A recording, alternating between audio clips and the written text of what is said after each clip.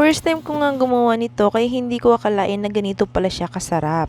Feeling ko nga ito ng pinakamasarap na nagawa kong merienda. Napakadaling gawin at ilan lamang po ring ingredients na ginamit ko. Gumamit po ako ng 2 tablespoon of margarine, pwede rin pong butter, isang pack po ng marshmallow, yung malalaki at plain color lang po ang gagamitin natin. Tutunawin lang po natin yan hanggang sa maging ganyan ang kanyang itsura bago po natin ilagay ang powder milk. Kahit anong brand po ng gatas, pwedeng-pwede. At atin po yung haluin muli at bago po natin ilagay ang graham crackers. Kahit anong biscuit po pwede nyo pong gamitin. Depende po sa gusto ninyo at pasok sa inyong panlasa. Pero masarap po talaga yung graham. At nilagay ko na rin po yung mani. Kahit anong nuts din po pwede pong ilagay.